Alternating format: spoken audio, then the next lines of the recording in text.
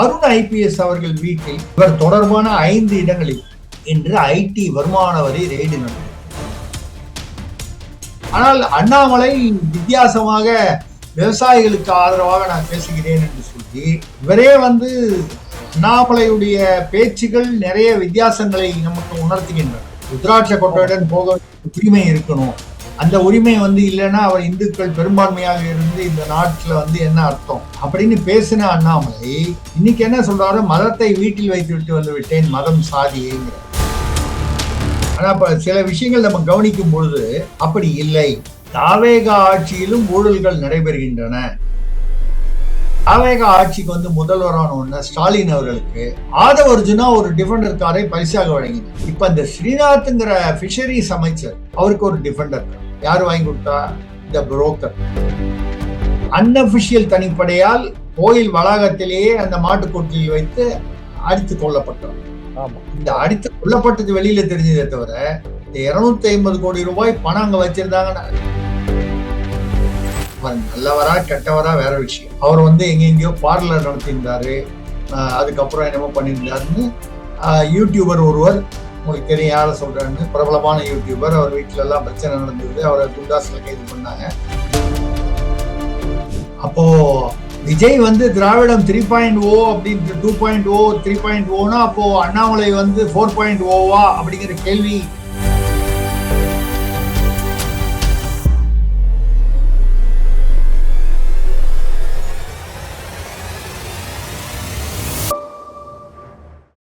வணக்கம் தென்னவன் மீடியா நண்பர்களே. இன்றைக்கு அரசியல் சந்திப்பில் நம்முடன் இணைந்திருப்பவர் திரு திரிசக்தி சுந்தரராமன். வரவேற்போம் அவரை. வணக்கம் சார். வணக்கம் சிவகுமார் சார், சொல்லுங்க. தென்னவன் மீடியா நேயர்களுக்கு என்னுடைய அன்பார்ந்த வணக்கங்கள். சொல்லுங்க சார்.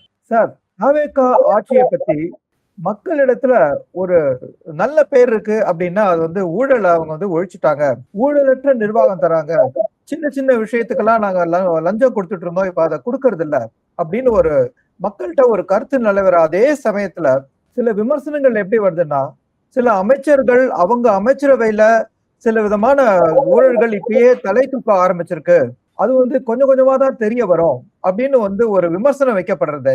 என்ன நினைக்கிறீங்க? முதல்ல வரும்போது இந்த இதுல சொல்லுவாங்க, எதுவுமே வீட்டை பெருக்கி சுத்தம் பண்றதுக்கு புதுசா ஒரு ஐட்டம் வாங்கினா அது நல்லா தான் பெருக்கும்னு சொல்லுவாங்க. அந்த ஐட்டம் என்னன்னா கெஜ்ரிவால் அவருடைய கட்சியுடைய சின்னம், புரியும் நினைக்கிறேன். புரியுது. அது வாங்கும்போது அதாவது புது வழக்கமாறு பிரமாதமா தான் பெருக்கும் அப்படிங்கிற மாதிரி இருந்தது. இந்த 2 மாசத்துக்குள்ளேயே பாத்தீங்கன்னா நிறைய குற்றச்சாட்டுகள் விமர்சனங்கள் வருது. இதுல திமுக உள்ளிட்ட எதிர்கட்சிகள் வேண்டுமென்றே குற்றச்சாட்டுகள் எழுப்புகிறார்கள். அது தாவேகா ஆட்சியை கவிழ்க்க வேண்டும் என்றோ இல்ல தாவேகா ஆட்சியை விமர்சனம் செய்ய வேண்டும் என்றோ அதை நம்மளால புரிஞ்சுக்க முடியுது. எந்த ஒரு ஆட்சி வந்தாலும் எதிர்கட்சிகள் சின்ன விஷயத்தெல்லாம் பெருசு பண்ணுவாங்க. அவங்க ஆட்சியில நடக்கும்போது நடந்தது ஏதோ அப்ப நடந்தது ஒண்ணுமே இல்லைங்கிற மாதிரி நடிப்பாங்க. இதெல்லாம் எந்த எதிர்கட்சியா இருந்தாலும் எந்த ஆளுங்கட்சியா இருந்தாலும் இயல்பு. ஆனால் இவங்க என்ன சொல்லிட்டு வந்தாங்கன்னா, எங்க ஆட்சியில ஊழலே நடக்காது, ஒரு பைசா ஊழல் கொடுக்க வேண்டாம்னு முதல்வர் விஜய் அவர்கள் கரூர்ல கூட பேசினார். ஒரு சமயத்தில் வேற மாதிரி என்ன பேசுனாங்கன்னா, நாங்க அமைச்சர்கள் எம்எல்ஏக்கள்லாம் வாங்கலன்னா கூட அதிகாரிகள் லெவல்ல கொஞ்சம் பேர் இன்னும் பழைய ஆட்கள், அதாவது திமுகவுக்கு வேண்டிய ஆட்கள், அவங்கதான் இன்னும் வாங்கிட்டு இருக்காங்க அப்படிங்கிற மாதிரி ஒரு சூசகமாக தெரிவித்தார். ஆனா இப்ப சில விஷயங்கள் நம்ம கவனிக்கும் பொழுது அப்படி இல்லை.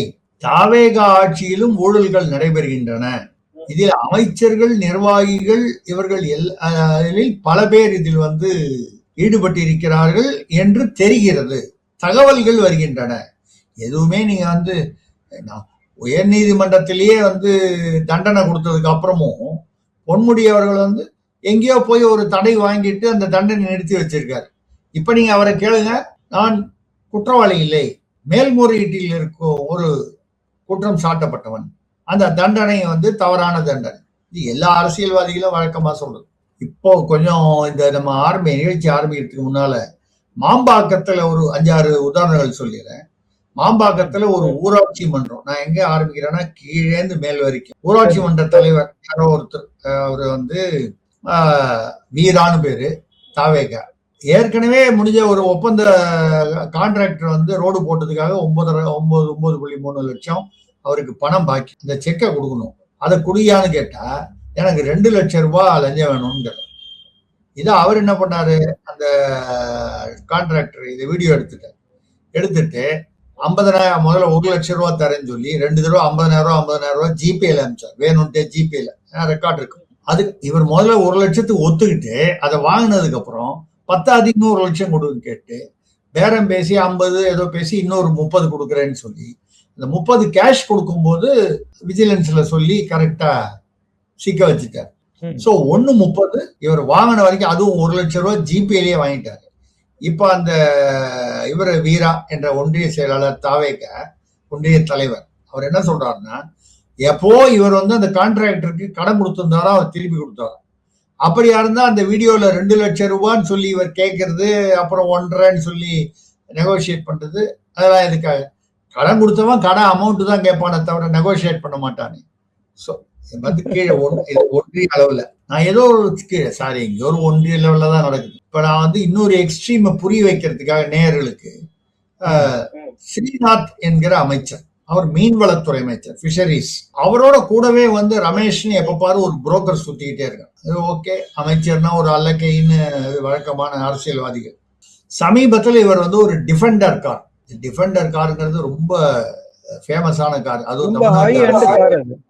இல்ல காஸ்ட்லி கார் மட்டும் இல்ல, தமிழ்நாட்டு அரசியல் ரொம்ப முக்கியமான ஒரு அங்கம் வகிக்கும் டிஃபெண்டர் கார். பாக்கி காரெல்லாம் விட டிஃபெண்டர் காருக்கும் தமிழ்நாட்டு அரசியலுக்கும் ரொம்ப தொடர்பு உண்டு. ஏன்னா முன்னாள் முதல்வர் மு.க. ஸ்டாலின் அவர்கள் வேட்பு மனுல வந்து 10,000 ரூபாய் தான் என்கிட்ட கேஷ் இருக்கு, 40,000 ரூபாய் தான் பேங்க்ல அக்கௌண்ட் இருக்குன்னு டிக்ளேர் பண்ணார். ஆனா அவர் ஒரு டிஃபெண்டர் கார்ல வந்தார். அந்த கார் வந்து 2.5-3 கோடி ரூபாய் ஒர்த்து வரும். அந்த கார் யார் பேர்ல இருக்குன்னு பார்த்தா அவருடைய பேரனி இன்பநிதி 18 வயசுல உழைக்க ஆரம்பிச்சு 22 வயசுக்குள்ள ஒரு 2,000 கோடி பணம் சேர்த்தார் இல்லையா, ரெட் ஜெயின்ட்ல. இப்ப சமீபத்துல கூட பட்டம் வாங்கியிருக்காரு, இவர் லண்டன் போயிருக்காரு. அது பட்டம்னா ஏதோ பெரிய, நீங்க ஹார்வர்ட்ல படிச்சாருலாம் ஒண்ணும் இல்லை, ஏதோ ஒரு 6 மாசம் டிப்ளமா கோர்ஸ் அது போயிருக்காரு. ரைட்டு, அவங்களுக்கு பெருமை, அதை பத்தி ஒண்ணும் இல்லை. பேரன் வாங்கி கொடுத்த, தாத்தாவுக்கு வாங்கி கொடுத்த டிஃபெண்டர் கார். சரி, அவங்க ஆட்சி திமுக, தாவேகா ஆட்சிக்கு வந்து முதல்வரான உடனே ஸ்டாலின் அவர்களுக்கு ஆதவ அர்ஜுனா ஒரு டிஃபெண்டர் காரை பரிசாக வழங்கினார். அது எதுக்கு சார்? டிஃபெண்டர் 2.5-3 கோடி ரூபாய் வரைக்கும் அதோடைய காஸ்ட் அப்ராக்சிமேட்டா அந்தாரா. இப்ப இந்த ஸ்ரீநாத்ங்கிற பிஷரிஸ் அமைச்சர், பிஷரிஸ் டிபார்ட்மெண்ட்ல உண்மையை சொல்ல போனா வசூல் அப்படிங்கிற கணக்குல பாத்தீங்கன்னா ஒன்றும் பெரிய வசூல்லாம் ஒன்றும் வரத்துக்கு ஒன்றும் வாய்ப்பு இல்லை மற்ற வேற துறைகளை கம்பேர் பண்ணும்போது. அவருக்கு ஒரு டிஃபெண்டர் கார் யாரு வாங்கி கொடுத்தா? இந்த புரோக்கர். அது ஏதோ அஜய்குமார்ங்கிற பேர்ல இருக்கு, வழக்கமா ஏதோ ஒரு பேர்ல இருக்கும், கேட்டா அது ஃப்ரெண்டோட கார்னு சொல்லுவாங்க. என்ன பண்ணிருக்காரு, இந்த வின்ஃபாஸ்ட், VINFAST அப்படின்னு ஒரு வியட்நாமீஸ் கம்பெனி, ஆல்ரெடி தமிழ்நாட்டுல வந்து இன்வெஸ்ட்மெண்ட் எல்லாம் பண்ணிருக்காங்க இந்த எலக்ட்ரிக் கார் மேனுஃபேக்சரிங். அவங்களுக்கு ஏதோ பெரிய விஷயம் ஒண்ணு வந்து பண்ணி தரணும்னு சொல்லி 100 கோடி ரூபாய் லஞ்சம். அந்த வின்ஃபாஸ்ட்ங்கிறது it's Vietnamese company, already establish DMK பேர்ல. இப்போ அவங்களுக்கு ஏதோ அவங்களுக்கு ஏதோ வாட் எவர் அவங்களுக்கு தேவைகள், அது வந்து யாருக்கிட்ட வரும்னா தொழிலமைச்சர் கீர்த்தனா அவர்களிடம் வரும். தொழில்துறை அமைச்சர் தான், அவங்க கிட்ட தான் வரும். அப்ப இந்த ஸ்ரீநாத் பிஷரிஸ் மினிஸ்டர் என்ன பண்றாரு, தன்னுடைய புரோக்கர் அல்லது அசிஸ்டன்டான இந்த ரமேஷை கீர்த்தனா அவர்களிட்ட அறிமுகப்படுத்தி, இவர் எனக்கு வேண்டிய நண்பர், இவருக்கு நிறைய இன்ஃபுளுன்ஸ் இருக்கு, அது இருக்கு, இது இருக்கு, எல்லாம் நல்ல விஷயங்கள்லாம் பண்ணி கொடுப்பாருன்னு சொல்லி அவங்களுக்கு இன்ட்ரடியூஸ் பண்ணி கொடுக்குறாரு. 100 கோடி ரூபாய் லஞ்சம் பேசப்பட்டிருக்கிறது என்று சொல்லப்படுகிறது. அந்த வின்ஃபாஸ்டுக்கு ஏதோ பண்ணி கொடுக்கணும், ஏதோ அவங்களுக்கு காரியம். இண்டஸ்ட்ரீஸ் நார்மலா 100 கோடி ரூபாய் லஞ்சம் கொடுக்குறாங்கன்னா நேர்மையா ஒண்ணு தப்பு பண்றதுக்காக இருக்கணும், தப்பு பண்ணுவதை ஒரு இண்டஸ்ட்ரீஸ் மறைப்பதற்காக இருக்கணும், இல்ல ஒரு விஷயம் சீக்கிரமா நடக்கணுங்கிறதுக்காக இருக்கலாம். இது எப்படி வேணாலும் இருக்கலாம். இப்ப இந்த ரமேஷுடைய என்ன சொல்றது பேக்ரவுண்ட பார்த்தா இவர் யாருன்னா, இவருக்கு ரொம்ப நெருங்கிய நண்பர் வந்து ஒருத்தர் கமலேஷ். இந்த கமலேஷ் இப்ப வந்து திஹார் ஜெயில இருக்காரு. யாரோட? இந்த சுகேஷ் சந்திரசேகர் ஞாபகம் இருக்கா உங்களுக்கு? எங்கேயோ ஒரு மணி அடிக்கிறது அந்த பேரை கேட்கறச்ச. டிடிவி தினகரன் வந்து ரெட்டை இலை சின்னத்தை பாதுகாக்கிறதுக்காகவோ என்னமோ பெரிய அமௌண்ட் ஏதோ 80 கோடி என்னமோ வாங்கினாருன்னு சொல்லி ரொம்ப வருஷமா சிறையில இருக்காரு. சிறையில அவர் வந்து மகாராஜா மாதிரி சௌரியமா இருக்காரு, ஒரு நாளைக்கு எவ்வளவு லட்சம் ரூபான்னு ஸ்பெண்ட் பண்ணி நான் நினைச்சா எந்த கவர்மெண்ட் வேணா கவுக்க முடியும்னு அவர் வந்து அடிக்கடி பேசிட்டு இருப்பாரு. இந்த ஜாக்குலின் பெர்னாண்டஸ்ங்கிறவங்க நடிகை வந்து அவரோட கூட இருந்து அந்த ஊழல்கள் லஞ்சத்திலலாம் ஈடுபட்டுட்டு எப்ப வேணா அவங்க வந்து போய் சிறையில வந்து பார்த்துட்டு வர்றது மட்டும் இல்லாம சிறையில கிட்டத்தட்ட லவுஞ்சு மாதிரி அவருக்கு கிரியேட் பண்ணி கொடுத்து அங்க இந்த அம்மாவும் தங்கிட்டு வர அளவுக்கு ஹோட்டல் ரூம் மாதிரி அது பயன்படுத்தப்பட்டதுலாம் புகார் வந்தது. இப்போ அந்த ஜாக்குலின் பெர்னாண்டஸ் வந்து நான் அப்ரூவர் ஆகிறேன் அப்படின்னு சொல்லி இது ஒரு 6 மாசத்துக்கு முன்னால் நடந்தது. இந்த அப்ரூவர் ஆகிறேன்னு சொன்னது அந்த சுகேஷ் சந்திரசேகர் அவர் வந்து இன்டர்நேஷனல் கனெக்ஷன்ஸ் அவருடைய வெறும் அந்த அதிமுக மட்டும் இல்ல, அவர் இந்த பொலிட்டிக்கல் சைட்ல தௌசண்ட்ஸ் ஆஃப் crores அவர் வந்து லஞ்ச நடமாட்டம் இருந்ததா சொல்லுவாங்க. அந்த சுகேஷ் சந்திரசேகருடைய சகா கமலேஷுடைய சிஷ்யர் இந்த ரமேஷ். இந்த ரமேஷுக்கும் இந்த ஸ்ரீநாத் அமைச்சருக்கும் என்ன சம்பந்தம்? இவர் ஏன் டிஃபெண்டர் கார் வாங்கி கொடுக்கிறாரு? ரெண்டாவது, ஏன் வந்து தொழிலமைச்சர் கீர்த்தனாவிடம் வின்ஃபாஸ்டுக்காக மீன்துறை அமைச்சர் வந்து தன்னுடைய அசிஸ்டன்ட் அமைச்சு டீல் பண்ண சொல்றாரு? ஆக ஸ்ரீநாத் அவர்களும் அதில் இன்வால்வ்டு, தொழில்துறை அமைச்சர் கீர்த்தனா அவர்கள் இன்வால்வ்டு நமக்கு தெரியாது. அவர்களுக்கு இந்த இதுக்கு பின்னால உள்ள இந்த ஆட்கள் யாரு, இவங்களுடைய பின்னணி என்னன்னு தெரியுமா தெரியாதான்னு நமக்கு தெரியல. இதே மாதிரி பாத்தீங்கன்னா கோவையில வந்து ஒரு திடீர்னு சிங்கப்பெண் அதிரடிப்படை நடுவர். இன்னொரு விஷயத்த நான் சொல்ல விரும்புறேன். இந்த சுகேஷ் சந்திரசேகர் வந்து ஜாக்குலின் பெர்னாண்டஸ்க்கு ஒவ்வொரு வருஷமும் காதல் பரிசா பல விஷயங்களை வந்து பரிசு கொடுத்திருக்காரு ஏற்கனவே. ஆமா, ரொம்ப காஸ்ட்லி. ஒரு படகு, யாட், அந்த படகு, அந்த வேகமா எலக்ட்ரிக்கல் படகு மாதிரி அதெல்லாம், ஒரு ஹெலிகாப்டர், இந்த மாதிரி ஹெலிகாப்டர் அந்த மாதிரி எல்லாம் கொடுப்பாரு. ஆமா, பரவாயில்ல. அதாவது ரொம்ப என்ன சொல்றேன்னா, இப்ப இந்த சுகேஷ் திகார்ல வந்து டிடிவி தினகரன் சார்பா இருந்த போது ஏதோ கட்சி சம்பந்தமான விஷயங்கள் நடந்ததுனாலதான் வந்து அவங்க அதோடதான் நம்ம தொடர்பு இரட்டை இலை சின்னத்தை உங்களுக்கு வேணும் அந்த மாதிரி எல்லாம் கேட்டு அந்த மாதிரி விஷயங்கள்ல இப்ப தாவேகாக்கு அந்த மாதிரி தேவை என்ன இருக்கு? இது எதுக்கு? என்ன ஏதோ ஒரு மர்மம் இருக்கிற மாதிரி இருக்கு. இல்ல, தாவேகாவிற்கு எப்படி வேணா இருக்கலாம். சிபிஐ விசாரணை, கரூர் விசாரணை விஷயமா இருக்கலாம். ஓகே, அதாவது நம்ம யூகத்துலதான் சொல்ல முடியும்.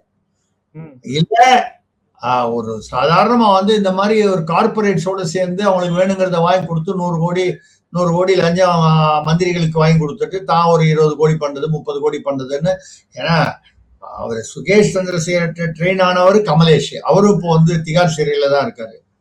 அவரோட சகா இந்த ரமேஷ் அப்படின்னால் எங்கோ இதெல்லாம் கனெக்ட் ஆகுது டாட்ஸ் ஒண்ணு.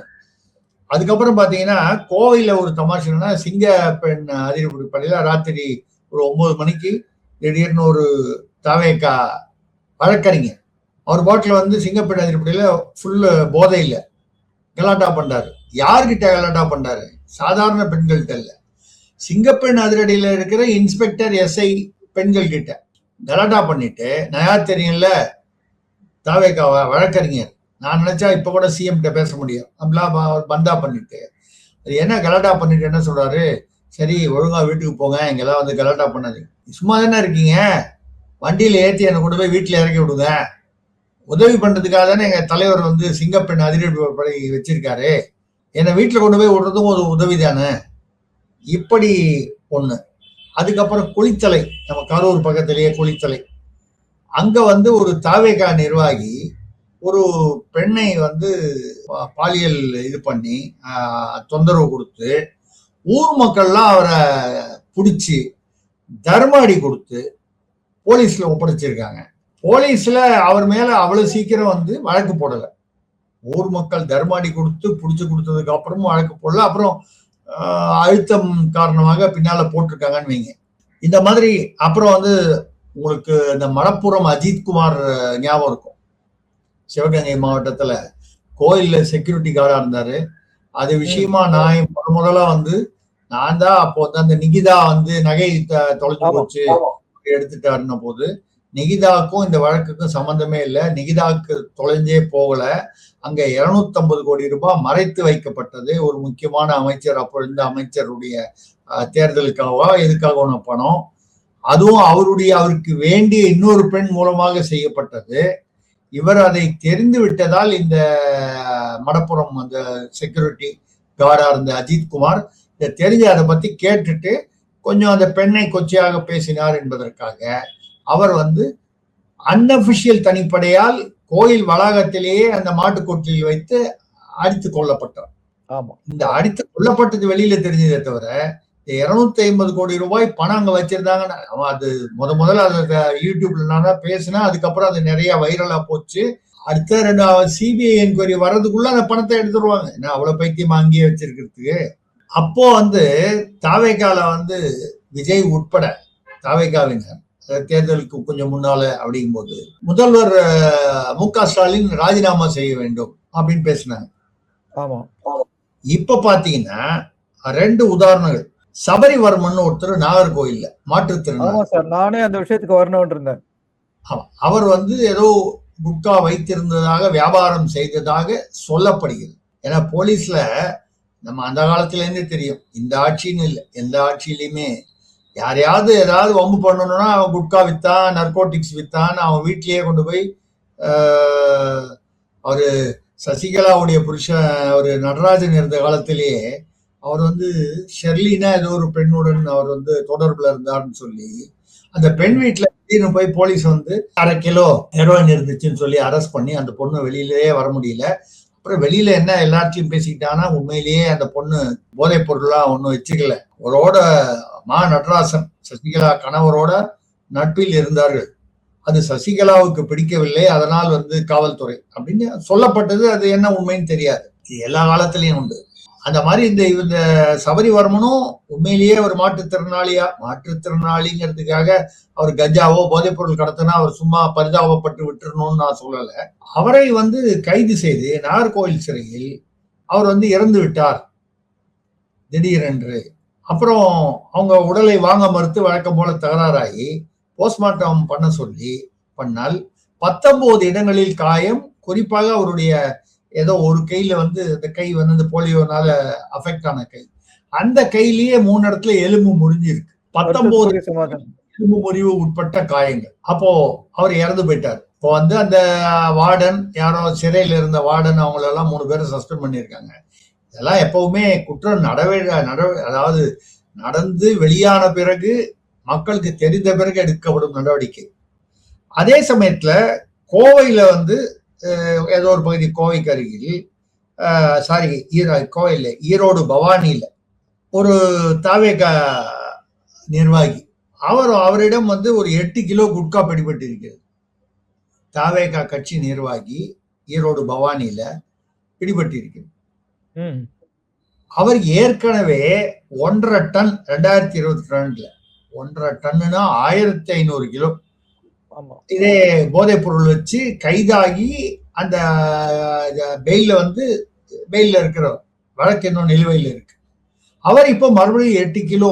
ஆனா இப்ப அவர் தாவேகால இருக்கார். கைதான உடனே இரவோடு இரவாக போலீஸ் ஸ்டேஷன்ல சொந்த ஜாமீனா போலீஸ் ஸ்டேஷன்ல நான் இனிமேல் சமத்தா இருக்கேன், இனிமேல் ஒழுங்கா இருக்கேன் அப்படின்னு சொல்லி ஒரு மைண்ட் சொந்த பிணையில் அனுப்புவதற்கு போலீஸுக்கு அதிகாரம் இருக்கிறது. அவர் அனுப்பிச்சிட்டாங்க. ஏற்கனவே 1.5 டன் கடத்தின வழக்கு நிலுவையில் இருக்கு. இப்ப 8 கிலோ கஞ்சாவோட பிடிபட்டு இருக்காரு. அவரை சொந்த ஜாமீன்ல அனுப்பிச்சிட்டீங்க.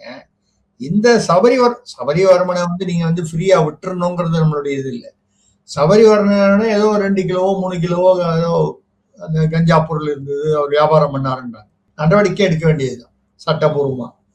ஆனால் அடித்து கொண்டிருக்கிறார். 19 இடத்துல எலும்பு முறிவு மற்ற காயங்கள்னா அடிக்கப்பட்டிருக்கிறார். இப்போ உண்மையிலேயே அவர் குட்கா தான் கடத்தினாரா, வேற ஏதாவது ஒரு பிரச்சனையில சிக்கினாரா அப்படிங்கிறது ஒரு என்ன சொல்றது ஒரு சந்தேகக்குரிய ஒரு விஷயம். இப்படி இப்போ இந்த வழக்கறிஞர்கள் அரசு வழக்கறிஞர்கள் நியமித்ததில் பணம் வாங்கப்பட்டது என்று ஞான சௌந்தரி என்ற தாவேகா வழக்கறிஞர் அணி நிர்வாகியே கேஸ் போட்டிருக்காரு. அவரு சிடிஆர் நிர்மல்குமார் சட்ட அமைச்சர் சொன்னார், ஆதாரங்கள் இருந்தால் வெளியே கொண்டு வரட்டும். ரமேஷ் மணிகண்டன் என்ற வழக்கறிஞர் ஆதாரங்களையும் சேர்த்து கோர்ட்ல கொண்டு போய் கொடுத்திருக்காரு. 25 லட்சம் 30 லட்சம் வாங்கப்பட்டது. புஷி ஆனந்தோடைய பெயரில் வாங்கப்பட்டது. அவர் வாங்கினாருன்னு சொல்ல, அவர் பெயரை பயன்படுத்தி வாங்கப்பட்டது. யார் ராமநாதபுரத்துல வாங்கினாங்க, இங்க வாங்கினாங்க, அங்க வாங்கினாங்கன்னு அந்த மாவட்ட செயலாளர்கள் பெயர் தெளிவாக ஆதாரத்தில் கொடுக்கப்பட்டது. இதெல்லாம் பார்க்கும் பொழுது அப்போ அந்த ஊழலுக்கு எதிராக நாங்கள் செயல்படுவோம், தொட்டவர்களை விட மாட்டோம், நாங்களும் பணம் தொட மாட்டோம் அப்படின்னு சொல்றதெல்லாம் வெறும் ரீல்ஸ் டயலாக் தான். முதல்வர் பேசுவது என்பது ரீலுங்கிறதுக்கு ரெண்டு அர்த்தம் இருக்கு. இப்ப ரீல்ஸுங்கிறது ஃபேஸ்புக், இன்ஸ்டாலாம் வர ரீல் வந்து ரீல். இன்னொரு ரீல்னா வந்து பொய்யா சொல்றதுன்னு ஒரு அர்த்தம் இருக்கு. அது பேரே ரீல் ஓடுறதுன்னு தானே அர்த்தம். ஆமா, ரீல் ஓடுறதுன்னு சொன்னாலே பொய் அப்படிங்கிறது ரொம்ப ரொம்ப வருஷமா பழக்கத்துல உள்ள ஒரு இது இல்ல. இப்போ ஒரு வித்தியாசமான செய்தி உங்களுக்கு வந்து என்னன்னு கேட்டீங்கன்னா, திரு அருண் ஐபிஎஸ் அவர்கள் திமுகவிற்கு மிக நெருக்கமாக கருதப்பட்டவர். திமுக ஆட்சிக்கு நெருக்கமாக சென்னை மாநகர காவல் ஆணையர் கமிஷனரா இருந்தார். அவர் பீரியட்ல தான் பாத்தீங்கன்னா சவுக்கு சங்கர் அந்த வழக்குகள், நிறைய பேர் மேல குண்டாஸ் போட்டது, இதெல்லாம் நிறைய இருக்கு. அது கூட நீதிமன்றம் வந்து இந்த மாதிரி எதுக்கு எடுத்தாலும் ஏன் குண்டாஸ் போட்டீங்கன்னு அவரை வந்து நேரடியாகவே ஒரு சில வழக்குகளில் ஆஜராக வைத்தது சென்னை உயர் நீதிமன்றம். அவர் வந்து ஆட்சி மாற்றத்துக்கு பிறகு வேற எங்கேயோ நடுவில் வெயிட்டிங் லிஸ்ட்லயோ கம்பல்சரி வச்சு வேற எங்கேயோ இருந்தார்.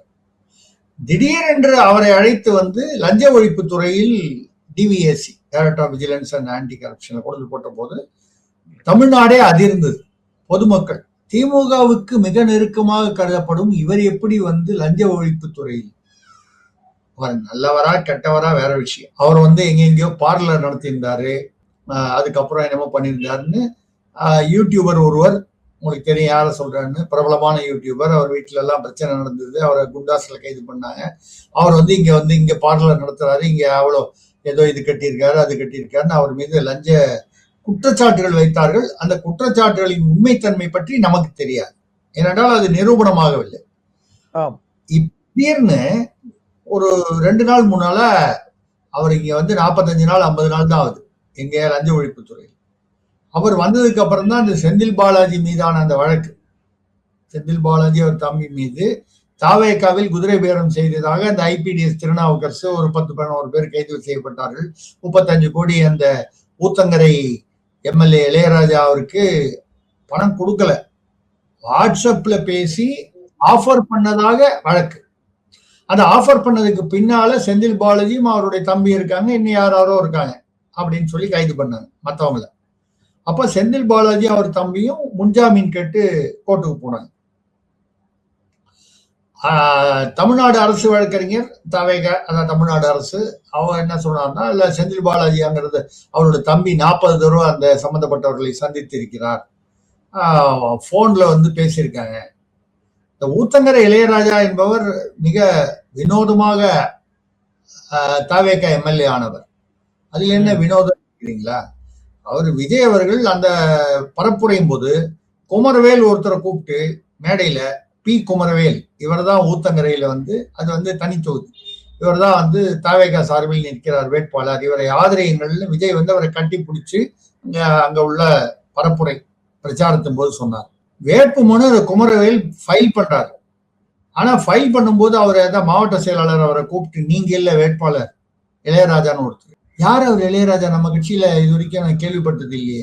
இல்ல அவர் அதிமுக காரரு, அவருக்கு கொடுக்கறதா முடிவு பண்ணியாச்சு, ஏன்னா அவர் கொஞ்சம் செலவு பண்ணுவாரு, நீங்க செலவு பண்ண மாட்டேங்கிறீங்க அப்படி சொல்லி கடைசி நிமிஷத்துல அதிமுக உறுப்பினராக இருந்து அதிமுகவில் சீட்டு கேட்ட. இது எப்படி இருக்குன்னா, இந்த ஜோதிமணின்னு ஒருத்தர் காங்கிரஸ்ல சீட்டு கேட்டு கிடைக்காம கடைசி நிமிஷத்துல அவர் வந்து விசிகால நிக்க வச்சு அவர் வந்து ஜெயிச்சிட்டார் எம்எல்ஏ. அதே மாதிரி இவர் ஊத்தங்கரையில இளையராஜா திடீர் மாப்பிள்ளையானவர். திடீர் மாப்பிள்ளை தான் 35 கோடி கேட்டாங்கன்னு சொல்றாங்க. அது உண்மையா இல்லையா, அது விசாரணையில் தெரியவர். இப்ப பாத்தீங்கன்னா செந்தில் பாலாஜி அவர்கள் காவல் நிலையத்துக்கு அவரும் அவரோட தம்பி நான் கோர்ட்ல அதாவது வழக்குக்கு ஒத்துழைக்கிறோம் என்று சொன்னதனால் நிபந்தனை ஜாமீன் வழங்கப்பட்டது. நிபந்தனையில வந்து திருவல்லிக்கேணி காவல் நிலையத்தில் காத்தால சாயந்தரம் 1 மாசத்துக்கு அண்ணன் தம்பி 2 பேரும் அப்பியர் ஆகணும். அவர்கள் ஒத்துக்கொண்டார்கள் என்றால் அவர்கள் தரப்பில் வழக்கறிஞர்கள் ஏற்றுக்கொண்டதனால் நிபந்தனை ஜாமீன். 1 வாரம் ஆச்சு. செந்தில் பாலாஜியும் போல அவர் தம்பியும் போல. வழக்கமா நீங்க என்ன எதிர்பார்ப்பீங்க? தாவேக அரசு உடனடியாக இதுக்கு மேல்முறையீடு உச்ச நீதிமன்றத்துக்கு போகணும். இந்த முன்ஜாமீன் கொடுத்தது தவறு, அது போறதுக்கு அவங்களுக்கு உரிமை இருக்கு. என்னன்னு தெரியல, போகல. ஆச்சரியமான அதிர்ச்சியான விஷயம். வெளியில செந்தில் பாலாஜிக்கும் விஜய்க்கும் ஏதோ ஒரு டீல் நடக்குது அப்படின்னு ஒரு ரூமர், வதந்தி, ஏன்னா அது வரத்தான் செய்யும். அதாவது ஏன் போடல அப்படின்னு கேட்கும் போதே இந்த மாதிரி வதந்திகள் வரத்தான் செய்யும். அதுக்கு அடுத்தது பாத்தீங்கன்னா செந்தில் பாலாஜி என்ன சொல்றாருன்னா, என் பேர்ல எஃப்ஐஆரே இல்ல, எஃப்ஐஆர்ல என் பேர் இல்ல, நான் எதுக்கு போனோம்? பட் இது அவர் எங்க கேட்கணும்? கோர்ட்ல எல்லாம் கேட்டிருக்கணும், கோர்ட்ல கேட்கல. அவங்க ஆன்டிசிபேட்டரி பெயில் தான் வாங்கியிருக்காங்க. பெயில் வாங்கினதுக்கு அப்புறம் நான் போனா என்ன இப்ப வேற வழக்கு ஏதாவது சொல்லி கைது பண்ணிடுவாங்களோன்னு பயமா இருக்கு, அதனால போலன்னு திருவல்லிக்கேணி டெப்டி கமிஷனருக்கு கடிதம் எழுதிட்டார். சும்மா ஒரு லெட்டர் அனுப்பிச்சு விட்டார். ஆனால் ஆச்சரியம் அதுவல்ல, அவர் அப்படிதான் டாக்டிக்ஸ் பண்ணுவாரு. செந்தில் பாலாஜி தேர்ந்த அரசியல்வாதி, இந்த மாதிரி விஷயங்கள்ல அவர் தம்பி அவரை விட சிறந்த அரசியல்வாதி. அடுத்த தடவை சான்ஸ் கிடைச்சா திமுக ஆட்சிக்கு வந்தா செந்தில் பாலாஜிக்கு பதில் அவர் தம்பி அசோக் குமார் கூட அமைச்சர் பதவி கொடுக்கிற அளவுக்கு அவரும் டாஸ்மாக்ல அந்த அளவுக்கு திறமையாக செயல்பட்டு இருக்கிறார் டாஸ்மாக் விவகாரங்களில். நிச்சயமா அந்த பாசிபிலிட்டி இருந்திருக்கும். திமுக இந்திரா எம்எல்ஏக்கு நின்னார், அவரும் தோத்துட்டாரு, திமுகவும் ஜெயிக்கல, அதனாலதான் அந்த பாசிபிலிட்டி இல்லாம போச்சு.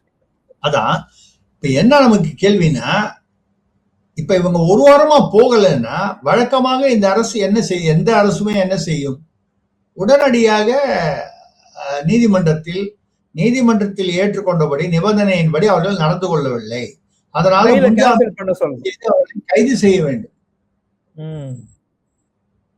ஆச்சரியகரமாக அதிர்ச்சிகரமாக இத யாருமே தாவேக அரசோ காவல்துறையோ எங்கேயுமே பேசல, கோர்ட்டுக்கு போகல. இது ஒரு மிகப்பெரிய கேள்விக்குறியா இருக்கு. இந்த சமயத்தில் தான் அருண் ஐபிஎஸ் அவர்கள் வீட்டில், இங்க சென்னையில் அவருடைய வீட்டில் அவருடைய மனைவி அவங்க ஐஆர்எஸ் இந்தியன் ரெவென்யூ சர்வீஸ் திருமதி யமுனா தேவி, ஜிஎஸ்டி கமிஷனர், தமிழ்நாடு ஜிஎஸ்டிக்கு எல்லாம் கமிஷனர், அவங்க மிக உயர்ந்த பதவி. இவங்க வீட்டுல இவங்க 2 பேர் சார்பாகவும் இவர் தொடர்பான 5 இடங்களில் இன்று ஐடி வருமான வரி ரெய்டு நடந்திருக்கிறது. அப்படி என்று இப்ப வலைதள வரிசையாக செய்தி வந்து கொண்டிருக்கிறது. இன்று காலையிலிருந்து அதிகாலையிலிருந்து 2 நாள் முன்னால அவர் தூக்கி போலீஸ் ட்ரைனிங் அகாடமியில டம்மி போஸ்ட் போடுறாங்க. 45-50 நாள்லயே ஒரு முக்கியமான போஸ்ட். முதல்ல திமுகவுக்கு நெருக்கமானவருக்கு ஏன் கொடுத்தாங்கன்னு தெரியறதுக்கு முன்னால ஒரு பேச்சு அடிபட்டது. இந்த செந்தில் பாலாஜி அப்புறம் ஏவாவேலு வேற ஜோக் அடிக்கிறார். அவர் என்ன பண்றாரு, கில்லடியா இந்த டேட்ல நான் சிங்கப்பூர்ல இருந்து வர்றேன், அப்படியே பெங்களூர்லயும் சென்னையில இருந்து எங்கேயாதான் வருவாருன்னு சொல்லி அவர் கைது பண்றதுக்காக ரெடியா இருந்தாங்க. ஒரு நாள் முன்னாலேயே வந்துட்டார். அப்ப உளவுத்துறை என்ன பண்ணிட்டு இருந்துச்சு, அவர் பாட்டுல ஜாலியா சென்னையில வீட்டுக்கு போயிட்டார். இது வரைக்கும் ஒன்னும் கைது பண்றதா தெரியல. லுக் அவுட் நோட்டீஸ் ஆல்ரெடி தள்ளுபடி ஆயிடுச்சு. அவரு எதுக்கு லுக் அவுட், நான் தான் கோஆபரேட் பண்றேன்னு சொல்லிட்டு இன்னைக்கு வேற ஜோக் அடிச்சிருக்காரு. மடியில் கனம் இருந்தால் தானே வழியில் பயப்பட வேண்டும், எனக்கு பயம் இல்லை. கரெக்ட். கரூர்ல அந்த பேங்க் மாதிரி நடத்தினாரு, அது எல்லா கணத்தையும் கப்பல்ல போட்டு சிங்கப்பூர் அனுப்பிச்சிட்டாருன்னு ஒரு தகவல் ஓடிட்டு இருந்துச்சு. அப்ப எல்லா கணமும் சிங்கப்பூர் போயிடுச்சுன்னா அவருக்கு என்ன பயம் இருக்க போகுது? இல்ல, தெரியல. அப்போ அந்த அருண் அவர்கள் மாற்றப்பட்டதற்கு காரணம் இந்த செந்தில் பாலாஜி, ஏவாவேலு இவர்களுக்கு முன்கூட்டியே தகவல் தெரிந்து விட்டது. ரெய்டு வர போறாங்க, கைது பண்ண போறாங்க, எந்த கிரவுண்ட்ஸ்ல கோர்ட்ல ஆர்கியூ பண்ண போறாங்கன்ற அளவுக்கு அவர்களுக்கு தகவல் தெரிந்ததால் தான் அவர்களால் முன்ஜாமீன் வாங்க அளவுக்கு அதுக்கு கவுண்டர் ஆர்குமெண்ட்ஸ் வைக்கப்பட்டது. இது ஏதோ அருண் தலைமையிலான லஞ்ச ஒழிப்பு துறையிலிருந்து தகவல் லீக் ஆனது. அருண் தான் செஞ்சாருன்னு நம்மளுக்கு சொல்லல, அப்படி ஒன்றும் தெரியல. பட் அவருக்கு யாரோ பண்ணியிருந்தா கூட தார்மீக பொறுப்பு அவருக்கு தான் வரும். ஒண்ணு. 2வது இன்னொரு வழக்கம் சொல்லப்படுகிறது. ராஜலட்சுமி என்ற ஒரு இன்ஸ்பெக்டர் இவர் அருண் கமிஷனரா இருக்கும்போது இன்ஸ்பெக்டரா இருந்தாங்க. எதுலன்னு கேட்டீங்கன்னா, என்டையர் சென்னை சிட்டி, சென்னை மாநகரத்துக்கும் விபச்சார தடுப்பு பிரிவு. சென்னைங்கிறது பாருங்க, எங்க பார்த்தாலும் பார்லர், எங்க பார்த்தாலும் ஸ்பான்ற பேர்ல விபச்சார தொழில் மறைமுகமா நடைபெறுகிறது. பல பிளாட்டுகளில் நடைபெறுகிறது வெளிமாநில பெண்களை வைத்து. இதுக்கு நீங்க எத்தனை பேர் வந்து அந்த காவல்துறையில வந்து இதை தடுப்பதற்காக அந்த விபச்சார தடுப்பு பிரிவில் இருப்பாங்கன்னு கேட்டீங்கன்னா சிரிப்பு வரும். என்டையர் கிரேட்டர் சென்னை கார்பரேஷனுக்கு 2 இன்ஸ்பெக்டர், 2 இன்ஸ்பெக்டரும் ஒரு 10 பேர் போலீஸ்காரங்களை வச்சுக்கிட்டு சென்னை முழுக்க, மாநகரம் முழுக்க விபச்சார தடுப்பு வந்து எப்படி வந்து நடவடிக்கை எடுக்க முடியும்? இப்ப இந்த ராஜலட்சுமிங்கிற இன்ஸ்பெக்டர் அந்த அம்மா வந்து என்ன பண்றாங்கன்னா, யார் வேணாலும் தொழில் பண்ணீங்க, மாசம் நமக்கு இவ்வளவு கொடுத்துடணும். சோ அவங்கள போட்டதே தடுக்கிறதுக்காக இல்லை, அதை என்கரேஜ் பண்ணி ஸ்மூத்தா நடைபெறுவதற்கு எல்லா உதவிகளும் செய்து கொடுத்து அதுக்கு வந்து அவங்க பணம் வாங்கினாங்க.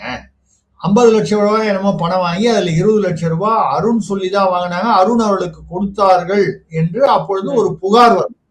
புகாருடைய உண்மைத்தன்மை நமக்கு தெரியாது. அப்ப இதுக்கு வந்து கோர்ட் வந்து என்ன பண்ணுச்சு, ஒரு விஜிலன்ஸ் போட்டு விசாரிக்கணும். அந்த விஜிலன்ஸ்ல விமலான்னு ஒரு இன்ஸ்பெக்டர், அவங்க வந்து ராஜலட்சுமி என்ன பண்ணாங்க, ஆமா இவங்க லஞ்சம் வாங்கியிருக்காங்க, அது மட்டும் இல்லாம வாங்கி மேலிடத்துக்கும் கொடுத்துருக்காங்க. மேலிடத்துக்கு அவங்க சொன்னது அருணையா இல்ல யாருன்னு அவங்க குறிப்பிட்டாங்களா நமக்கு, ஏன்னா அது கான்பிடென்ஷியல் ரிப்போர்ட் தெரியாது. அதுல வந்து போட்டதுனால சஸ்பெண்ட் பண்ணிட்டாங்க. யார? ராஜலட்சுமி. இது ஆன உடனே விமலா அவர்கள் ஹைகோர்ட்டுக்கு போய் என்ன சஸ்பெண்ட் பண்ணது தப்பு, நான் நடவடிக்கை எடுத்தேன். அப்போ என்ன சஸ்பெண்ட் பண்ணா என்ன அர்த்தம்?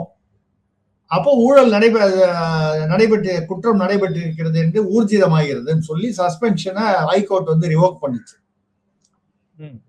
இந்த வழக்கு சம்பந்தமாகவும் அப்புறம் ராஜலட்சுமி வந்து அவர்கள் வந்து என்ன சொல்றது, சஸ்பெண்ட் பண்ணப்பட்டார், கைது செய்யப்பட்டாரா இல்லையா அது ஞாபகம் இல்லை எனக்கு.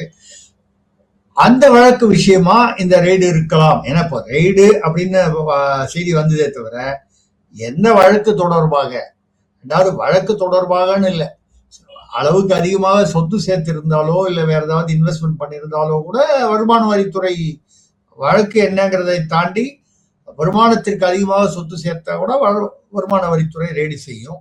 இது செஞ்சிருக்கு. அப்போ இந்த அருணை எதற்காக யார் சொல்லி, திருமாவளவன் வந்து பரிந்துரையில தான் வந்தாரு அருண் அப்படின்னு அப்போ ஒரு பேச்சு நடந்தது.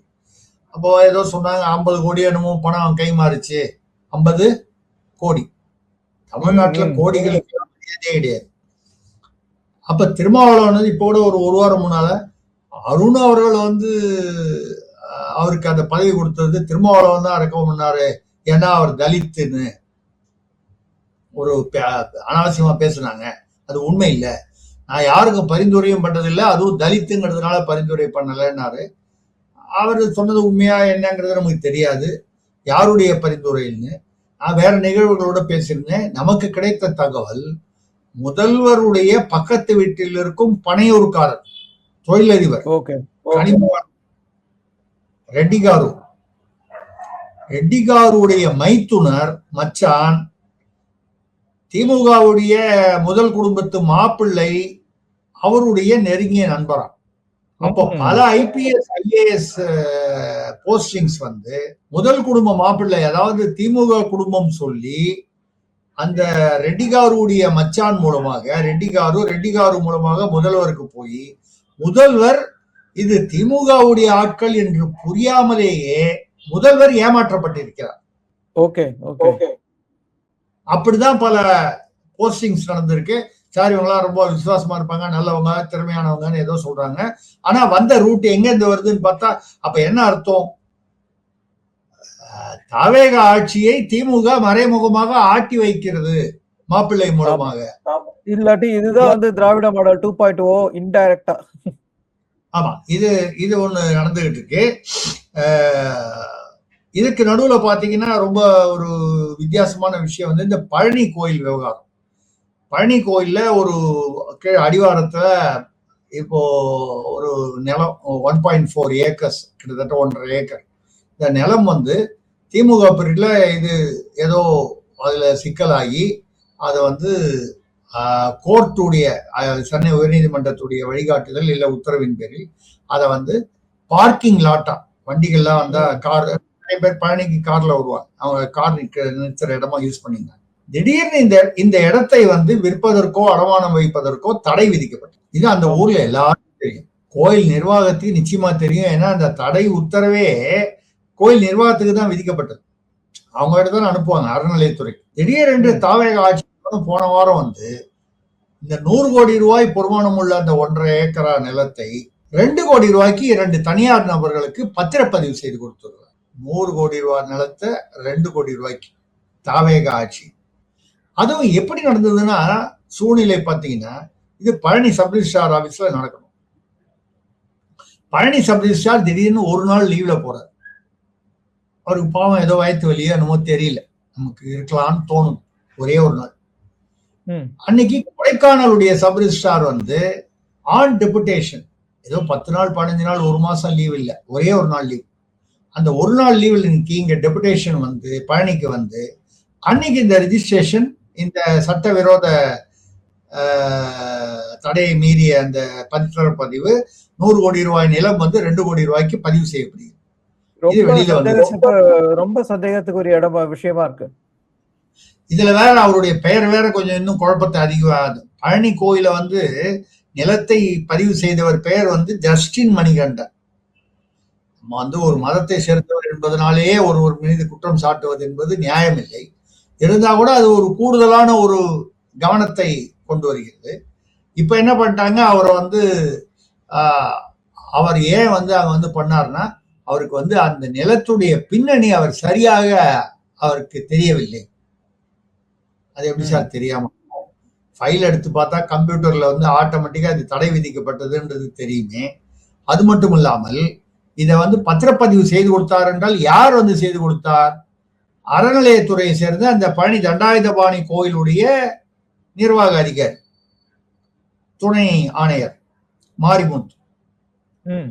அவர் தானே இந்த 2025 டிசம்பர்ல அந்த ஹைகோர்ட் ஆர்டரே வாங்கியிருப்பாரு. அவருக்கு தெரியும்ல, அந்த அலுவலகத்துக்கு தெரியும்ல, உள்ளூர் மக்களுக்கு எல்லாருக்கும் தெரியும் இந்த விஷயம். ஆனா பாருங்க, இந்த சப்ரிஜிஸ்ட்ரார், அதுவும் அந்த சப்ரிஜிஸ்ட்ரார் ஒரு நாள் லீவ்ல போய் கொடைக்கானல்காரர் ஒரே ஒரு நாளைக்கு வந்துட்டு இந்த ரிஜிஸ்ட்ரேஷன் முடிச்சுட்டு மறுநாளைக்கு அவர் திரும்பி கொடைக்கானல் போயிட்டார்.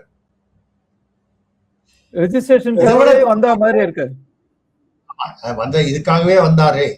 ஏன்னா அப்போ ஏற்கனவே இருந்த சப்ரிஜிஸ்ட்ரார் ஒரு கால் நான் அதை பண்ண மாட்டேன்னு மறுத்து இருக்கலாம். இது சிக்கல் வரும்னு அவர் மறுத்து. இந்த இது நடந்த ஒரு 2-3 நாள்ல இந்த மாரிமுத்து என்கிற அந்த துணை ஆணையர் அறநிலையத்துறை தண்டாயுதபாணி திருக்கோயில் பழனி, அவருக்கு இணை ஆணையராக அவருக்கு பதவி உயர்வு கொடுத்து சென்னை அறநிலையத்துறையில ஹெட் குவார்டர்ஸ்ல அவரை ஜாயின்ட் கமிஷனரா பவர்ஃபுல் பொசிஷன்ல உட்கார வைக்கிறாங்க. சந்தேகம் வருமா வராது? சந்தேகம் வர்றது மட்டும் இல்லை, கிட்டத்தட்ட ஊர்ஜிதமாற மாதிரி. இப்பொழுது அறநிலையத்துறை ரமேஷ் அவர்கள் மீது குற்றம் சாட்டப்படுகிறது. நடுவுல வந்து வாங்கினவங்க வந்து இந்த நிலத்தை பத்திரப்பதிவு 100 கோடியை வந்து 2 கோடிக்கு வாங்கினது வந்து ரமேஷ் அவருடைய உறவினர்கள் சொன்ன போது அவர் வந்து இல்ல, என்னுடைய உறவினர்கள் யாரும் இல்லைன்ட்டாரு. அது உறவினர் இல்லாம இருக்கலாம், உறவினர் இல்லையான்றதை தாண்டி தடை உள்ள நிலத்தை முதல்ல விற்றது எப்படி, கொடைக்கானலில் இருந்து ஒரு நாளைக்காக வந்தது எப்படி வந்து துணை ஆணையர் தடை இருக்குன்னு தெரிஞ்சு கையெழுத்து போட்டாரு பத்திரப்பதிவுல. அவருக்கு எதுக்காக பதவி உயர்வு கூட ஏற்கனவே ஒரு கால் அவர் பதவி உயர்வு பெரும் நிலையில் இருந்திருக்கலாம், அது நமக்கு தெரியல. ஆனால் இப்படி ஒரு தடை உள்ள நிலத்தை 100 கோடி ரூபாய் நிலத்தை 2 கோடி ரூபாய்க்கு எப்படி கொடுத்தாங்க? அதுவும் அது வந்து எங்கேயோ ஊர்கோடியில் இல்ல, பார்க்கிங் லாட்டாக யூஸ் பண்ற நிலம். அதை இப்போ யாரோ பத்திரப்பதிவுல வாங்கிட்டானா அவன் இனிமேல் பார்க்கிங் லாட்டுக்கு அலோவ் பண்ணுவானா? அவன் ஏதாவது பிளாட் கட்டிட்டு போவான். அப்பொழுது திமுக ஆட்சியில் நடந்தது இதே மாதிரிதான் நிறைய நடந்திருக்கு. 1 2 எடுத்து சொல்ல அப்படிங்கிற அளவுக்கு தான் நடந்திருக்கு. அதே அளவுக்கு தான் தாவேக்காலி நடக்குது. இப்ப கூட அந்த இதுல பாத்தீங்கன்னா கரூருக்கு அருகில் 4 கோயிலுக்கு வேற கோயில், நம்ம ஒரு பசுபதீஸ்வரர் கோயில், விக்னேஸ்வரர் கோயில், 4 கோயிலுக்கு சொந்தமான நிலங்கள் 25,000 கோடி ரூபாய் பெருமானம் உள்ள நிலங்கள், மதிப்புள்ள நிலங்கள். அவை வந்து யாரோ விவசாயிகள் என்ற பெயரில் யாருக்கோ வந்து குத்தகைக்கு ஆக்கிரமிப்பில் இருக்கு ரொம்ப வருஷமா. அதெல்லாம் திமுக ஆட்சி, மேபி அதுக்கு முன்னால் அதிமுக ஆட்சியா கூட இருக்கலாம். ஆனால் இந்த அரசு வந்து இவங்களுக்கு அதை வந்து அந்த யாரெல்லாம் சட்ட விரோதமாக அதை ஆக்கிரமித்தார்களோ அவர்களுக்கே பத்திரப்பதிவு செய்து கொடுத்துருக்கு. 3504 ஏக்கரோ என்னமோ, 25,000 கோடி. இதுக்கு வந்து தாவேக அரசு சொல்ற சமாதானம் என்னவென்றால், இது வந்து ரயத்வாரி நிலம், கோயில் நிலம் இல்லை. ரயத்வாரி என்பது நாயக்க மன்னர்கள் காலத்துல இனாமாக கோயிலுக்கு கொடுத்தது. கோயிலுடைய எல்லா நிலமும் வந்து இனமாக நன்கொடையாக வந்திருக்கும். தனிநபர்கள் கொடுத்திருப்பார்கள், இல்ல சில அமைப்புகள் கொடுத்திருப்பார்கள், இல்ல அந்த காலத்துல அரசர்கள் கொடுத்திருப்பார்கள். சேர சோழ மன்ன இவரு பாண்டிய பல்லவர்கள் காலத்திலிருந்து அதுக்கப்புறம் விஜயநகரம், இப்படி இல்ல தனி மனிதர்கள் கூட. அப்பெல்லாம் வந்து பாத்தீங்கன்னா கிராமத்துல இறக்கும் தரவாகி உயிர் எழுதி வைக்கும் போது இல்ல சொத்து எழுதி வைக்கும் போது பையன் பொண்ணு பொண்டாட்டிக்கு எழுதும்போது கோயிலுக்கு ஒரு பங்கு எழுதி வைப்பாங்க. எங்க தாத்தா கூட அப்படி எழுதி வைப்பாங்க. இது வந்து நான் சொல்றது வந்து அந்த காலத்துல அப்படி ஒரு பழக்கம் இருந்ததுன்றதுக்காக. அப்படி வந்த போது அது ரயத்வாரி நிலமாக வந்து இருந்தது, கோயில் பட்டா நிலமாக தவறாக கிளாசிஃபை பண்ணப்பட்டது. கிளாசிபிகேஷனை பத்தியே பேச்சு இல்லை. விவசாயிகளுக்கு வந்து அதை குத்தகைக்கு விட்டு வாடகை வருகிறது கோயிலுக்கு அப்படின்னா தவறில்லை. நிலத்தை வந்து தரிசா வைத்துக் கொண்டு யாருக்குமே பயன்படுத்தாமல் வெறும் கோயில் நிலம்னு சொல்லி ஆக்கிரமிப்பு வரதை விட விவசாயிகளுக்கு. ஆனால் விவசாயிகளுக்கு பத்திரப்பதிவு செய்து கொடுத்துட்டீங்கன்னா இனிமேல் கோயிலுக்கு அப்படின்னா என்ன வரும்? கோயிலுக்கு எப்படி வருமானம் வரும்? ஆமா ஆமா. இப்ப 25,000 கோடி பெருமானம் உள்ள நிலத்தை நீங்க கொடுத்தீங்களே, அறநிலையத்துறைக்கோ இல்ல சம்பந்தப்பட்ட கோயில்களுக்கோ 25,000 கோடி ரூபாய் வந்திருக்கிறதா என்றால் இல்லை. இல்லை, ஏதோ அதுல ஒரு பகுதியாவது வந்திருக்கிறதா? இல்லை. இருந்த நிலம் இதுவரை குத்தகை நிலமாக இருந்தது, இதுக்கப்புறம் கம்ப்ளீட்டா வந்து போயிடுச்சு. இப்பொழுது தாவேக அரசு சொல்வது இது வந்து ஒரு டெக்னிக்கல் விஷயம்தான், இதை எல்லாரும் திமுக பெரிதுபடுத்துகிறது. திமுக பெரிதுபடுத்தும், எதிர்கட்சி என்ற முறையில் திமுகவோ அதிமுகவோ அதை மற்றவர்களோ பெரிதுபடுத்துவார்கள். ஆனால் தவறுதானே. அது மட்டும் இல்லாம 10ஆம் தேதி அன்னைக்கு முதல்வர் வந்து கரூர்ல இதை பத்தி பேசுறாரு. விவசாயிகளுக்கு எல்லாம் வந்து நாங்க கொடுக்கறதா இருக்கோம், எப்படி கொடுப்பதாக இருக்கிறோம், முடிவு செய்திருக்கிறோம். 7ஆம் தேதியே முடிஞ்சு போச்சு. 9ஆம் தேதி இன்னைக்கு ஜியோ வந்துருச்சு. அதுல ஆச்சரியகரமான விஷயம் என்னன்னா, ஒரே நாள்ல ஆட்சியர் வந்து அப்ரூவல் கொடுக்குறாரு, ஒரே நாள்ல HRNC-ல இருந்து அப்ரூவல் வருது, இன்னொரு துறையில இருந்து அப்ரூவல் வருது. 3 துறை அப்ரூவலும் ஒரே டேட்டு. நார்மலா எப்படி வரும்னா, இங்கிருந்து ரெக்கமெண்ட் ஆகி அங்க போய், அங்கிருந்து ரெக்கமெண்ட் ஆகி கலெக்டர், இப்படி ஸ்டெப் பை ஸ்டெப். ஆனா 3 இடத்துல இருந்து இண்டிபெண்டா ஒரே நாள் ஒரே தேதி போட்டு அப்ரூவல். அண்ணாமலை கூட அவரோட உள்ளாட்சி மாநாட்டுல வந்து இதை ஏத்துக்கிறதா வந்து சொல்லியிருந்தார். எதுங்க? அண்ணாமலை கூட பொள்ளாச்சி மாநாட்டுல இந்த மாதிரி வந்து இனாம் அந்த இதுல இருக்கிற கேட்டகரியில இருக்கிற நிலத்தை வந்து அவங்களுக்கே கொடுக்கறத வந்து அவரை வந்து ஒத்துக்கிறாரு. தவறில்லைன்னு பேசினாரு. எனக்கு எதான் வந்து என்ன, அதாவது இப்போ என்ன ஆயிடுச்சுன்னா, அந்த கரூர் அந்த 25,000 கோடி நில விவகாரத்துல உயர்நீதிமன்றத்தில் யாரோ வழக்கு பதிவு செய்து உயர்நீதிமன்றம் CBCID வந்து இதுக்கு பதிலளிக்க வேண்டும் என்று உத்தரவிட்டிருக்கிறது. ஏன்னா 25,000 கோடி மிகப்பெரிய ஒரு இது. அதுல ஏதாவது ஊழல் இருக்கிறதா, லஞ்சம் இருக்கிறதா, அந்த கோயில்களின் இது பாதிக்கப்பட்டிருக்கிறதா, அதெல்லாம் வெளியே வரணும். விசாரணையில வெளிப்படையான விசாரணை நடக்க வேண்டும். அதனால வந்து நீதிமன்றம் இதில் தலையிட்டு இருப்பது நல்லது. ஆனால் அண்ணாமலை வித்தியாசமாக விவசாயிகளுக்கு ஆதரவாக நான் பேசுகிறேன் என்று சொல்லி, இவரே வந்து அண்ணாமலையுடைய பேச்சுகள் நிறைய வித்தியாசங்களை நமக்கு உணர்த்துகின்றன. அவர் பாஜகவில் இருக்கும் பொழுது என்ன பேசினாரு? ஒரு குழந்தையும் இந்து குழந்தை வந்து திருநீர் வைத்துக் கொண்டு நெற்றியில் வந்து பள்ளிக்கு போகணும், ருத்ராட்ச கொட்டையுடன் போக உரிமை இருக்கணும், அந்த உரிமை வந்து இல்லைன்னா அவர் இந்துக்கள் பெரும்பான்மையாக இருந்து இந்த நாட்டுல வந்து என்ன அர்த்தம் அப்படின்னு பேசின அண்ணாமலை இன்னைக்கு என்ன சொல்றாரு? மதத்தை வீட்டில் வைத்து விட்டு வந்து விட்டேன், மதம் சாதியேங்கிறார். அது அந்த பேச்சில் வித்தியாசம் தெரிகிறது. ரீஜனல் பாலிடிக்ஸ்ல அவர் ரொம்ப ஃபோக்கஸ் பண்றதுனால அது அவர்கிட்ட எதிர்பார்க்கறது தானே நியாயமான விஷயமா இருக்கும். அப்போ விஜய் வந்து திராவிடம் 3.0 அப்படின்னு 2.0 3.0னா அப்போ அண்ணாமலை வந்து 4.0வா அப்படிங்கிற கேள்வி யதார்த்தமாக எழுகிறது. நம்ம அண்ணாமலை வந்து அதாவது விவசாயிகளுக்கு ஆதரவாக அவர் பேசுவதை நாம வந்து எந்த விதத்தில் விமர்சனம் செய்யவில்லை. ஏன்னா விவசாயிகளிடமிருந்து அந்த நிலத்தை பிடுங்க வேண்டும், திரும்ப பிடுங்க வேண்டும் என்பது நமது நோக்கம் அல்ல. அது நல்லபடியாக விவசாயத்துக்கு பயன்படட்டும், விவசாயிகளுக்கு பயன்படட்டும், விவசாய குடும்பங்கள், அதனால் பொதுமக்கள். ஆனால் அதை அவர்களுக்கே நீங்கள் பதிவு செய்து கொடுத்து விடுவதால் இந்த கோயில்களின் வருமானம் போய்விடுகிறது என்றால், அதுல இவங்க கூட பாஜக தரப்பில் இருந்து இதுல கவனிக்க வேண்டிய விஷயம், அண்ணாமலை வித்தியாசமான ஒரு ஸ்டாண்ட் எடுக்கிறாரு, தமிழ்நாடு பாஜக வித்தியாசமா எடுக்குது, புரிந்து கொள்ள முடிகிறது. அவங்க என்ன கேட்கிறாங்கன்னா, நீங்க அப்படி பத்திரப்பதிவு செய்து கொடுத்தீர்களே 25,000 கோடி, 25,000 கோடிங்கிறது ஒரே ஆளுக்கு இல்லை, பல ஆயிரக்கணக்கானவர்களுக்கு, பல நூற்றுக்கணக்கானவர்களுக்கு. அவங்க எல்லாருமே குத்தகைக்காரர்கள், நிலத்தில் உழைக்கக்கூடிய கூலி வேலைக்காரர்கள் அல்ல, உழைப்பாளர்கள் அல்ல. உங்க பேர்ல குத்தகைக்கு விட்டாங்கன்னா நீங்களேவா போய் வந்து உழ போறீங்க, ஆள் வச்சுதான். அப்போ அந்த உடல் உழைப்பு கொடுப்பவர்களுக்கு எந்த விதமான பலனும் இல்லை. கோயிலுடைய வருமானம் போய்விட்டது, சொத்து போய்விட்டது.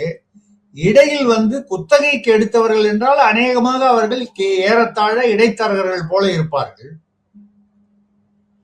அவர்களுக்கு நீங்கள் கொடுத்திருப்பது வந்து எப்படி வந்து விவசாயிகள் என்று நீங்கள் அதை அடையாளப்படுத்துகிறீர்கள். இது பஞ்சாப்லயும் பாத்தீங்கன்னா இதே மாதிரிதான் வந்து அந்த விவசாயிகள்னு வந்து போராட்டம் பண்ணாங்க, கிட்டத்தட்ட 1 வருஷம் ரோடெல்லாம் அடைச்சு. அதுல பாத்தீங்கன்னா அந்த வருஷத்துல வந்து விவசாயம் வந்து கோதுமை விவசாயம், பஞ்சாப்ல கோதுமை விவசாயம் 1 டன் கூட குறையல, வழக்கத்தை விட அதிகமா இருந்தது. ஆனா 6 மாசமோ 1 வருஷமோ இவங்க எல்லாம் ரோட்லயே சமைச்சு சாப்பிட்டுட்டு விவசாயிகள்லாம் வந்து விவசாயமே பண்ணாம ரோட்ல இருந்தாங்க. அந்த எல்லையில, ஹரியானா பஞ்சாப் எல்லையில உண்மையான விவசாயிகள் நடு ரோட்ல 1 வருஷம் இருந்தாங்கன்னா அங்க யாரு விவசாயம் பண்ணது? எப்படி அங்க கோதுமை வந்து வழக்கத்தை விட அதிகமாவோ இல்ல வழக்கத்திற்கு இணையாகவோ வந்து விளைஞ்சது? அப்ப இங்க வந்தவர்கள் யாருன்னு பாத்தீங்கன்னா இவங்க எல்லாம் ட்ரேடர்ஸ், புரோக்கர்ஸ். இவங்க ஏன் வந்து பண்ணாங்கன்னா இந்த விவசாயிகளிடமிருந்து இவங்க வந்து நடுவுல புரோக்கரேஜ் வச்சு அரசுக்கு விற்கும் அந்த வருமானம் வந்து பத்தாது, அதிகமா வேணும்னு கேட்கிறாங்க. விவசாயிகளுக்கு அதிகமா கொடுக்கணும்னு சொல்லல, உண்மையான விவசாயிகள். இது ஒரு அரசியல் நாடு முழுக்க உள்ளதுதான், அந்த மாதிரிதான் இதுவும் நடந்திருக்கு. இப்ப அண்ணாமலை அவர்கள் கூட பாத்தீங்கன்னா இந்த அடுத்து 26ஆம் தேதி இந்த மாசமே வந்து போதை விழிப்புணர்வு மாநாடு, 2வது மாநாடு நடத்துறேன்னு சொல்லியிருந்தாரு. இப்ப அதை ரத்து செய்து விட்டார். அடுத்த மாதம் ஆகஸ்ட் மாதம் 8ஆம் தேதியில், ஆகஸ்ட் கடைசியில் நடத்துவதாகவும், அது போதை சம்பந்தமாக இல்லை, இயற்கை சூழலை நம்ம எப்படி வந்து பாதுகாக்கணும், சப்ஜெக்டை மாத்திட்டாரு. மாநாடு உண்டு, ஆனா சப்ஜெக்ட் வேற, டாபிக் வேற. நீங்க சொல்ற சப்ஜெக்ட் எங்கேயோ முன்னாடி தமிழ்நாட்டுல பிரபலமா இருந்த மாதிரி இருக்கே. ஆமா, இதே மாதிரிதான் சீமான் அவர்கள் நாம் தமிழர் கட்சியில வந்து மரத்துடன் பேசுவோம், மரத்தோட மாநாடு, விலங்குகள், அப்படியே மரங்கள், விவசாயம், மழை, இப்படி எல்லாம் வந்து நிறைய மாநாடு போட்டார். நம்ம அதெல்லாம் பாராட்டி நானே பேசியிருக்கேன். அதாவது ஒரு கருத்தியல் ரீதியாக சரியான விஷயம். ஆனால் மக்கள் வாக்கு வங்கி மக்கள் வந்து அதை வந்து ஏற்றுக்கொள்ளவில்லை. ஏன்னா அவங்க பிரச்சனைய நேரடியா அதை வந்து ஏதாவது சொல்யூஷன் கொடுக்கறதான்னு அவங்க பார்ப்பாங்க. அதாவது டைரக்ட் நீங்க சொல்ற மாதிரி எல்லாருமே என் வீட்டு வாசகதவை தட்டி எனக்கு என்ன பலன் அப்படிங்கிற ஒரு இயல்பான ஒரு யதார்த்தம் வந்து விட்டது. அந்த வகையில் அண்ணாமலை சீமான் பாதையில் அதே மாதிரி கருத்தியல்ல போகிறாரோ என்று நமக்கு தோன்றுகிறது. அவர் அப்படி போவது தவறில்லை, அதை நாம் விமர்சனம் செய்யவில்லை, அது நல்ல விஷயம்தான். ஆனால் அது வாக்கு வங்கியை எவ்வளவு தூரம், ஏன்னா அவர் வேற என்ன சொல்லியிருக்காரு, கட்சி வந்து இன்னும் 2 வருஷம் கழிச்சுதான் சொல்லிட்டார். முதல்ல வந்து அரசியல் ஈடுபடுவோன்னு பேசினவரு நேத்தோ பேசும்போது இந்த மாநாடு முடிஞ்ச உடனே கட்சி வந்து 2 வருஷம் பொறுத்துதான், எங்களுடைய இலக்கு 2031. 2031 வரைக்கும் இப்படியே மரம், இயற்கை, மழை, அதான் கிட்டத்தட்ட நாம் தமிழர் சீமான் முன்னால போன 26க்கு முன்னால என்ன பண்ணிட்டு இருந்தாரோ அதே மாதிரி பண்ணால் அது எவ்வளவு தூரம் அரசியல் தாக்கத்தை, வாக்கு வங்கி தாக்கத்தை ஏற்படுத்தும் என்பதை அண்ணாமலை அவர்கள் சிந்திக்க வேண்டும். நம்ம வந்து விமர்சனம் பண்றதுக்காக சொல்லல, அவருடைய உழைப்பும் இதுவும் வெறும் வசனங்களில் மட்டுமோ இல்ல வந்து கருத்தியல், உண்மையான கருத்தியலாவே இருந்தா கூட அந்த கருத்தியல் வாக்கு வங்கியில் எதிரொலிக்கவில்லை என்றால் அந்த கருத்தியலே, இப்ப சீமான் அந்த கருத்தியெல்லாம் பேசினாரு, அந்த கருத்தியல் தப்புன்னு யாரும் சொல்ல முடியாது, நிச்சயமா சொல்ல முடியாது. உள்ள யாரும் அந்த கருத்தியல் தவறு என்று சொல்ல முடியாது. ஆனால் வாக்கு வங்கியில் என்ன விளைவு என்று பாத்தீங்கன்னா 8%ல இருந்து 4% வந்துருச்சு. இப்ப தமிழ்நாட்டு மக்கள் அந்த வெறும் அரசியல், அவர்கள் ரீல்ஸை விரும்புகிறார்கள், அதுதான் உண்மை. அந்த மாதிரி ஒரு சூழ்நிலையில் அண்ணாமலை என்ன செய்ய போகிறார், எந்த பாதையில் பயணிக்க போகிறார்? சீமான் பாதையிலா இல்லை ஒரு யதார்த்த அரசியல் பாதையிலா? அந்த யதார்த்த அரசியல் பாதை என்றால் 2 வருஷம் கழிச்சு அரசியல் கட்சி ஆரம்பிச்சு 2031னா அது வரைக்கும் இவரால் இந்த இயக்கத்தை சஸ்டெயின் பண்ண முடியும். இது வரைக்கும் 19 லட்சம் பேர் தான் இருந்திருக்காங்க. அதோடு அவர் சொன்னது இன்னொன்னு பாத்தீங்கன்னா, நமது இயக்கத்தில் பல தலைவர்களும் பல தொண்டர்களும் பல இடங்களில் இருந்தும் வருவார்கள். இது எனக்கு கவலை அளிக்கிறது. தாவேகாவும் அதே தானே பேரை கெடுத்துக்கிட்டது காரணம் தானே. யாரெல்லாம் அதிமுகவில் ஊழல் என்று சொன்னார்களோ, திமுக கூட்டணியில் கல்லாப்பெட்டி கூட்டணி என்று சொன்னார்களோ, அவர்களையெல்லாம் அழைத்து கொண்டு நீங்கள் மடியில் வைத்துக் கொண்டிருப்பதனால் நீங்கள் தூய சக்தியா என்ற கேள்வி இயல்பாக எழுகிறது. அப்ப அண்ணாமலையும் இன்னொரு தாவேகாவாக உருவெடுக்கிறார் என்றால் மாற்றம் புரிகிறது. இதுக்கப்புறம் திமுக அதிமுக என்ற அந்த ஒரு களம் மாறுபட்டு இதுக்கப்புறம் வரக்கூடிய களம் விஜய் வர்சஸ் அண்ணாமலை இல்ல புதியவர்கள் அப்படின்னு சொல்ல, அந்த மாதிரி ஒரு புது களம். ஆனால் அந்த புது களத்தில் மறுபடியும் ஊழல் செய்த திமுக அதிமுக இவங்களை தான் கொண்டு போட போறீங்க அப்படின்னு சொன்னால் அதற்கு பெயர் திமுகவாக இருந்தால் என்ன, அதிமுகவாக இருந்தா என்ன, வேற எந்த பெயரா புது பெயரா இருந்தா, ஆக பெயர் மட்டும்தான் மாறுதே தவிர இது மட்டும் ஆள் அதே மாறுறது. இதுதான் இப்பொழுது உள்ள சூழ்நிலை.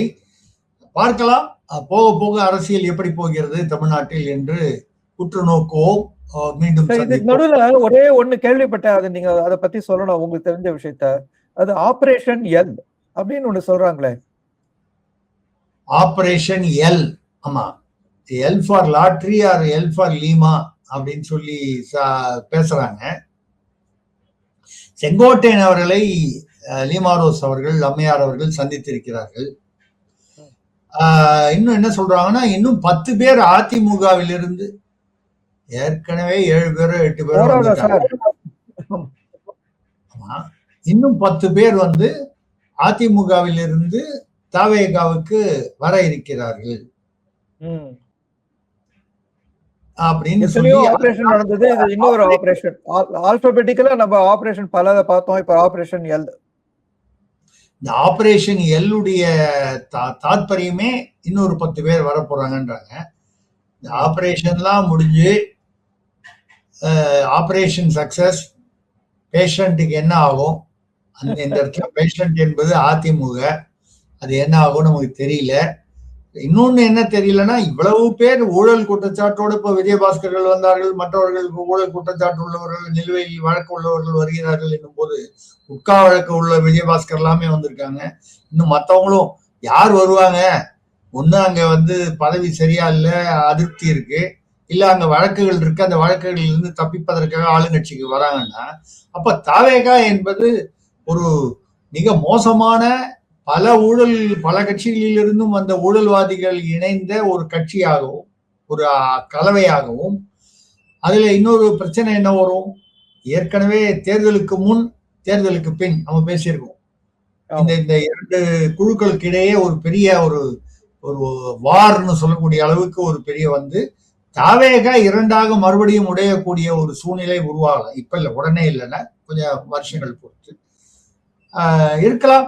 என்ன நடப்பது என்பதை பொறுத்திருந்து பார்ப்போம். கண்டிப்பா கண்டிப்பா.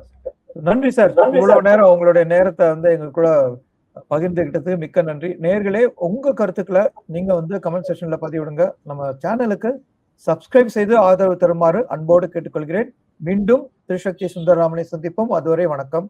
வணக்கம் சார், நன்றி. வணக்கம், நன்றி.